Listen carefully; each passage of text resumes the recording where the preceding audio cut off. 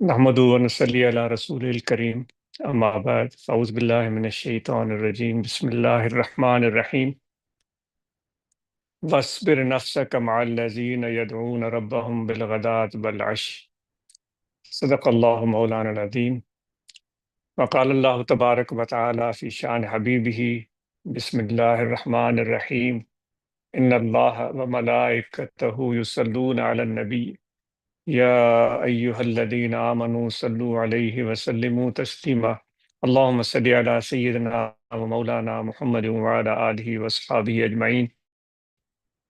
معزز سامعین، السلام علیکم ورحمۃ اللہ وبرکاتہ۔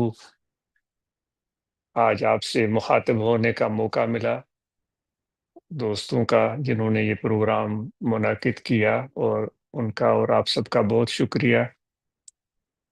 اور یہ ایک خاص محفل کہلائے گی اس وجہ سے کہ جس کی نسبت سے ہم یہ محفل منعقد کر رہے ہیں وہ سب سے بڑا ہے، سب سے مہربان ہے اور سب سے بڑا کریم ہے، یعنی کہ اللہ تبارک و تعالیٰ کی ذات۔ تو مکان کی جو فضیلت ہوتی ہے یا محفل کی جو فضیلت ہوتی ہے وہ نسبت کی وجہ سے ہوتی ہے۔ کوئی بھی مہمان چل کر آتا ہے ہمارے پاس تو اس مہمان کی جو قدر اور شان اور منزلت ہوتی ہے تو وہ ہمارے گھر کو چار چاند لگا دیتی ہے۔ اگر وقت کا بادشاہ کسی کے گھر چل کر آ جائے اور وہ اس بادشاہ کا رعیتی ہو تو اس میں اس کے گھر کا کوئی کمال نہیں ہوگا، یا کسی اور وجہ سے اس کو کوئی مرتبہ اور منزل نہیں ملے گی۔ کمال کی وجہ صرف اور صرف یہ ہوگی کہ بادشاہ کی آمد ہوئی، وہ وہاں پر آیا۔ وہ کیا آتا ہے کہ دنیا کی نظریں اس طرف لگ جاتی ہیں، کوئی پڑوس میں اس کو شاید جانتا بھی نہ ہوگا، اس کو بھی پتہ چل جاتا ہے کہ بھئی یہ بندہ جو میرے گھر کے قریب رہتا ہے اس کے گھر بادشاہ چل کر آیا۔ تو آگے کیا ہوگا کہ جو پہلے ساتھ رہنے والا پڑوسی اس کے نام سے واقف نہیں تھا، اس کے طرف توجہ نہیں دیتا تھا، شکل سے نہیں پہچانتا تھا، اس کو پہچاننا شروع کر دے گا، اور پھر آتے جاتے شاید اس کو سلام بھی کرے، شاید اس سے دوستی بھی بڑھائے، کیونکہ ایک ایسا شخص اس کے گھر آیا جس کو پورا زمانہ جانتا ہے، اس ملک کے لوگ جانتے ہیں۔ تو آج یہ محفل جو ہم منعقد کر رہے ہیں سلسلہ علیہ نقشبندیہ کی تعلیمات کے مطابق، یہ محفل اللہ تعالیٰ کے ذکر اور اس کی یاد کے حوالے سے ہو رہی ہے، اور وہ پروردگار اللہ تعالیٰ فرماتا ہے کہ انا جلیس من ذکرنی، جب تم مجھے یاد کرتے ہو، وہ حدیث قدسی ہے، حضور علیہ الصلوۃ والسلام فرماتے ہیں کہ اللہ تعالیٰ ارشاد فرماتا ہے کہ جب اللہ تعالیٰ فرماتا ہے جب تم مجھے یاد کرتے ہو، جب تم میرا ذکر کرتے ہو تو میں تیرے ساتھ تیرا ہم نشین ہوتا ہوں۔ تو ایک اور حدیث میں آتا ہے کہ جب ذکر والے ذکر کرتے ہیں تو اللہ تعالیٰ کے فرشتے جو خدا کے حضور میں رہتے ہیں ان کو حکم ہوتا ہے کہ جاؤ زمینوں کی طرف اور ان لوگوں کو ڈھونڈو جو مجھے یاد کر رہے ہیں۔ ہاں، تو پھر وہ فرشتے آتے ہیں، یہ ایک طویل حدیث ہے، مختصراً عرض کی جا رہی ہے۔ وہ آ جاتے ہیں، حضور علیہ الصلوۃ والسلام کا ارشاد ہے کہ وہ ذکر والوں کے ساتھ بیٹھنے کے لیے عرش سے اتر کر نیچے آتے ہیں۔ اب دیکھیں اس نسبت کی وجہ سے اس زمین کے خطے کو جہاں ذکر ہو رہا ہے اتنا مقام اور منزلت مل جاتی ہے کہ عرش والے اس محفل میں آنا چاہتے ہیں۔ کہاں ہم انسان، ہم یہ دعائیں کرتے ہیں کہ ہمیں عرش کی خبریں ملیں، ہماری رسائی عرش تک ہو جائے، شاید ہم یہ کچھ لوگ اس طرح کی دعائیں کرتے بھی ہوں۔ کہاں یہ چیز کہ عرش والے ان کی طرف دیکھ رہے ہیں، عرش والے ان کے پاس آ رہے ہیں، عرش والے ان کے ساتھ بیٹھنے میں فخر محسوس کر رہے ہیں۔ تو دوستو، جو بھی دوست ہمارے ذکر کرتے ہیں، جن کے دلوں میں اللہ تعالیٰ کی یاد ہے، وہ اس کی قدر اور منزلت اور اس کی لذت اور اس کی حقیقت کو وہ جانتے ہیں۔ جو نئے لوگ آئے ہیں، جن کو پہلے ذکر کے بارے میں علم نہیں ہے، ان کو بھی انشاءاللہ طریقہ ذکر عرض کیا جائے گا، تاکہ ہمیں اس کی حقیقت کا علم ہو اور ہم اس سے کچھ فائدہ حاصل کر سکیں۔ یہ تعلق اور رابطہ بنیادی طور پر ہے ہی ذکر کے حوالے سے، اور یہ عاجز چاہے گا کہ ہمارے یہ رابطے، یہ ملاقاتیں یہ رہیں، تاکہ ہمارا بھی ذکر والوں کے ساتھ تعلق پیدا ہو، اور ان کی نسبت کی وجہ سے ہم بھی ذکر والوں کی لسٹ میں شامل ہو جائے۔ تو اس کے لیے تھوڑی سی محبت اور تعلق اور رابطے کی ضرورت ہوتی ہے۔ جیسے کہ آج علم ہوا کہ آج کی یہ محفل آپ نے اس حوالے سے منعقد کی ہے کہ اپنی جسمانی صحت کو کیسے بہتر کیا جائے، بہت خوشی اور مسرت ہوئی۔ عموماً ہم جو ایشیا کے لوگ ہیں اس طرف توجہ دے رہے ہیں، لیکن اس کے طرف وہ زیادہ توجہ دینے کی ضرورت ہے کہ جسمانی صحت ہو۔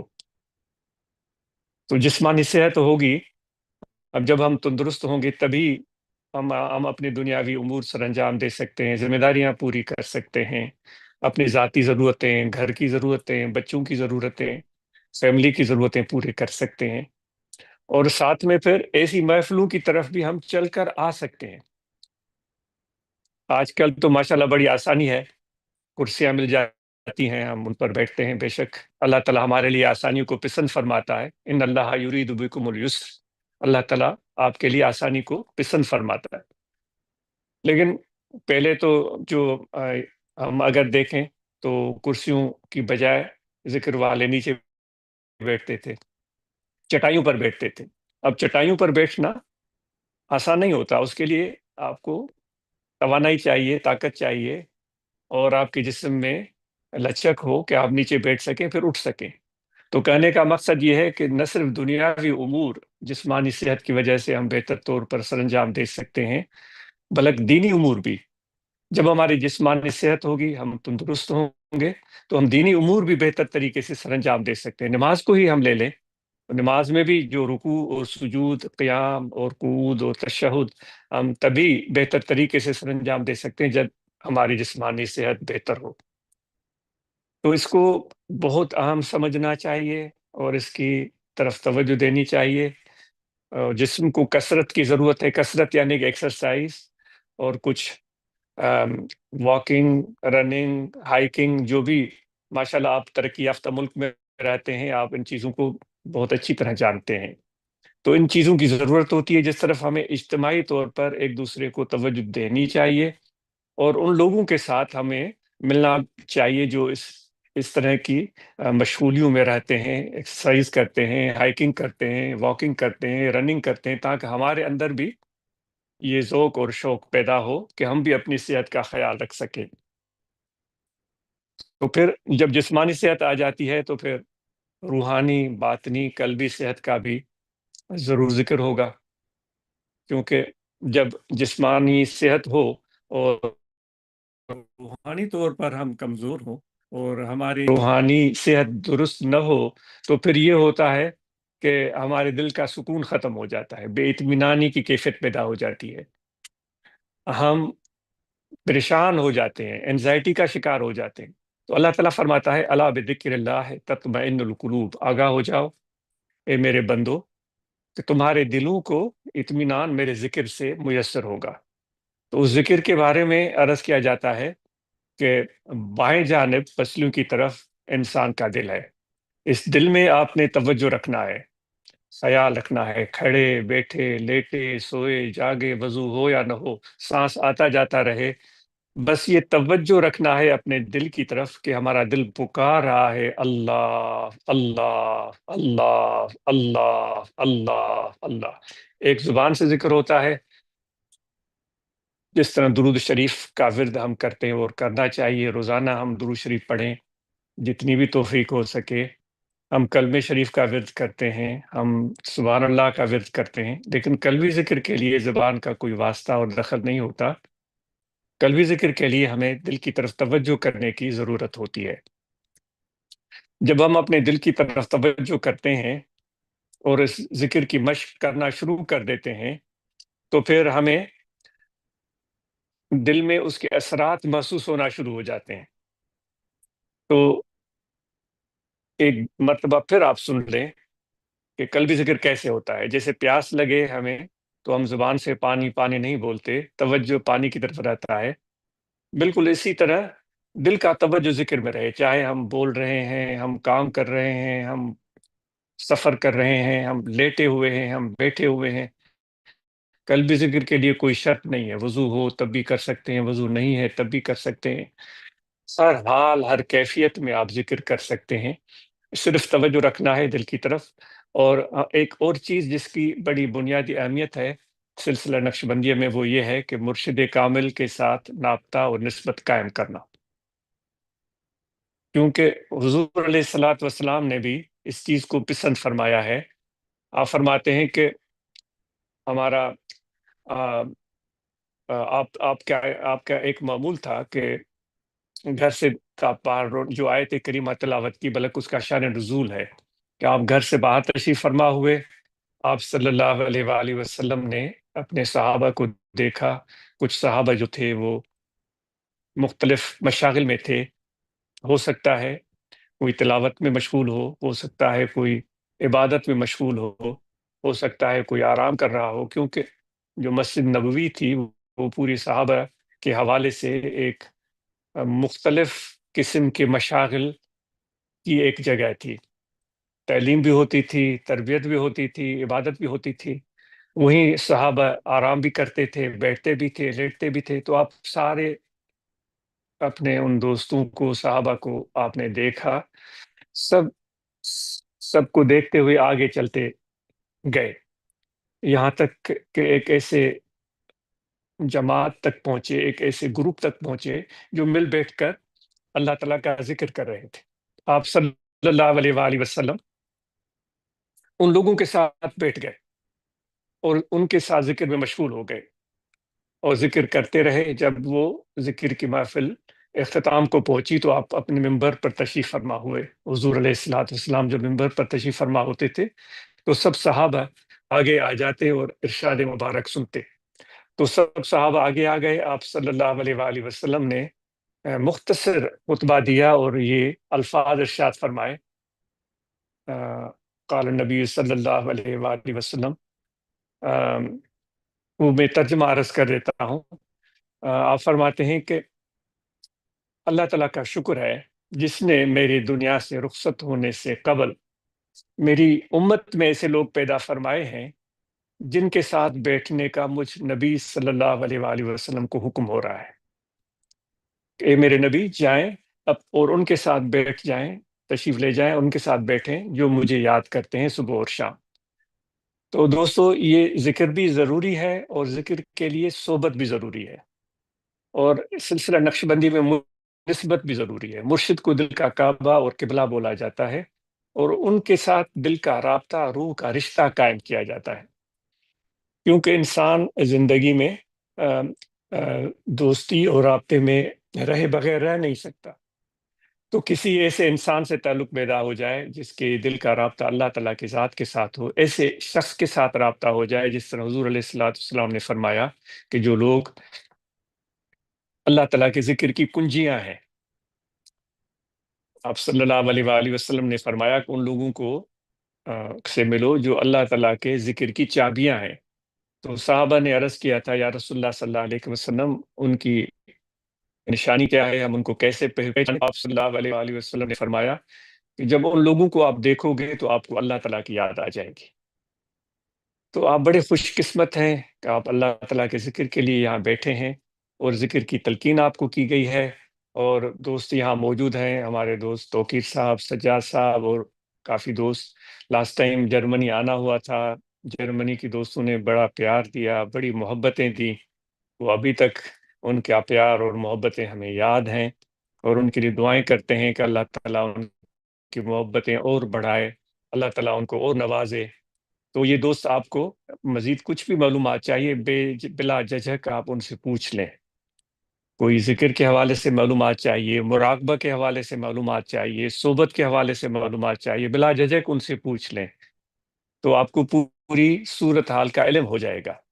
اور یہ بھی آپ کے ذہن میں ہو کہ کوئی پھل سامنے پڑا ہوا ہو، اگر تربوزہ پڑا ہوا ہے یا سیب پڑا ہوا ہے یا کوئی اور پھل پڑا ہوا ہے، تو دیکھنے میں وہ اچھا بھی لگ سکتا ہے، نہیں بھی لگ سکتا ہے، لیکن پھل کا اصل جو کام ہے وہ ہے ذائقہ اور لذت۔ تو اس کا تب پتہ چلتا ہے جب ہم پھل کو کاٹ کر منہ میں ڈالتے ہیں، اس کی کوئی کاش منہ میں ڈالتے ہیں، پھر پتہ چلتا ہے کہ یہ پھل کیسا ہے۔ تو یہ بھی ایک ذکر کا پھل ہے، آپ کے سامنے پڑا ہوا ہے، تو آپ نے دیکھا ہوگا یا محسوس کیا ہوگا۔ اس کا پتہ تب چلے گا جب آپ ذکر کریں گے، پھر اس کی ذائقے کی، اس کی لذت کی کا علم ہوگا۔ پھر صحبت، پھر بیٹھنا۔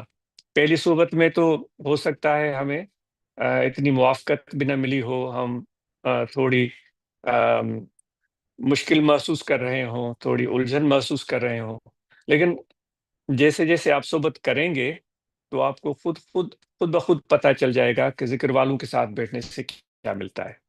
تو امید ہے کہ آپ ذکر کا طریقہ سمجھ چکے ہوں گے۔ توجہ رکھیں دل میں کہ دل ذکر کر رہا ہے اللہ اللہ اللہ، اور پہلے عرض کیا گیا ہے، آپ کو دوبارہ دہرانے کی ضرورت نہیں ہے۔ مراقبہ کے لیے آپ روزانہ ختم شریف پڑھیں، وہ ختم شریف بڑا آسان ہے، سورہ فاتحہ، لیلاف شریف، قل هو اللہ احد، آیت کریمہ ان رحمت اللہ قریب من المحسنین، اور اول آخر درود شریف، یہ تلاوت کر کے یہ حضور علیہ السلام کی بارگاہ اقدس میں یہ تحفہ، یہ نذرانہ پیش کریں۔ آپ کے اہل بیت، ازواج مطہرات اور خلفاء راشدین، سب صحابہ، سب اولیاء، خصوصاً مشائخ نقشبند کو، اور پھر آپ جو ہے تھوڑی دیر کے لیے بیٹھ جائیں اور توجہ کر کے دل میں ذکر کی مشق کریں، اللہ اللہ اللہ۔ جتنے بھی احباب آئے ہوئے ہیں، آپ سب کو ذکر کی اجازت ہے، جو بھی ذکر کرنا چاہیں آپ کو ذکر کی اجازت ہے، اور ہم سب نماز کی پابندی کریں، اور رمضان شریف کے مہینے میں جن پر فرض ہیں روزے، جن کو کوئی عذر نہیں، کوئی بیماری نہیں، وہ روزے رکھیں،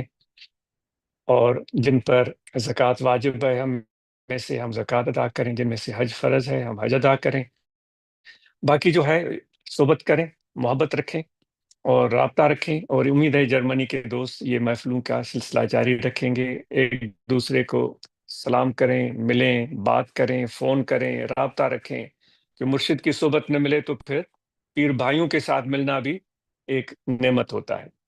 تو اللہ تعالیٰ آپ کو برکتیں، بھلائیاں اور کامیابی عطا کرے۔ جزاکم اللہ خیر، بہت شکریہ، وما علینا الا البلاغ۔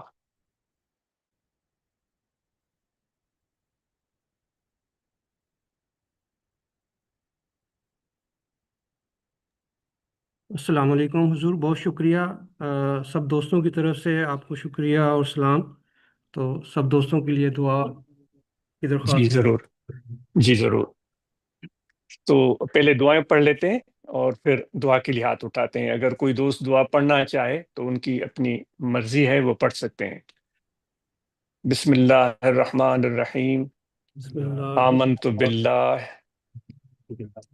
و ملائکتہ ملائکتہ و کتبہ کتبہ و رسلہ رسلہ والیوم الآخر والیوم الآخر والقدر خیرہ والقدر خیرہ و شرہ وشرہ من اللہ تعالی من اللہ تعالی والبعث والبعث بعد الموت۔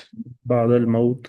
اشہد ان لا الہ الا اللہ اشہد ان لا الہ الا اللہ وحدہ لا شریک لہ وحدہ لا شریک لہ واشہد ان محمدا واشہد ان محمدا عبدہ ورسولہ۔ عبدہ ورسولہ۔ استغفر اللہ تعالی استغفر اللہ تعالی ربی ربی من کل ذنب من کل ذنب واتوب الیہ۔ واتوب الیہ۔ دعا کے لیے ہاتھ اٹھائیں، جتنے بھی ہم سب موجود ہیں، ہم سب کے لیے دعا ہے کہ اللہ تعالیٰ آپ کا آنا قبول کرے، اللہ تبارک و تعالیٰ آپ پر رحمتیں نازل فرمائے، ہم سب پر رحمتیں نازل فرمائے، جو ہمارے مشکلات، مصائب اور پریشانیاں سب آسان فرمائے، کامیابیاں دنیا اور آخرت کی عطا فرمائے۔ الحمدللہ رب العالمین۔ اللهم صل على سيدنا ومولانا محمد وعلى آله وأصحابه أجمعين۔ اللهم ربنا آتنا من لدنك رحمة وهيئ لنا من أمرنا رشدا۔ اللهم ربنا آتنا في الدنيا حسنة وفي الآخرة حسنة وقنا عذاب النار۔ یا الہ العالمین، ہمیں آسانیاں عطا فرما، ہماری خطاؤں کو معاف فرما، اپنے ذکر اور یاد کی توفیق عطا فرما، اپنے پیاروں کی ہم نشینی اور صحبت عطا فرما، حضور علیہ الصلوۃ والسلام کا ادب، محبت اور آپ کی پیروی اور اطاعت کی اور آپ کے نقش قدم پر چلنے کی توفیق عطا فرما۔ جو بیمار ہیں ان کو شفا عطا فرما، جو مشکلات، قرض مرض میں، معاشی تنگی کا شکار ہیں ان کو آسانیاں اور برکتیں، کشادگی عطا فرما۔ ربنا تقبل منا انك انت السميع العليم وتب علينا انك انت التواب الرحيم، وصلى الله تعالى على خير خلقه ونور عرشه سيدنا ومولانا محمد وعلى اله وصحبه اجمعين برحمتك يا رب۔ آمین۔ جزاكم الله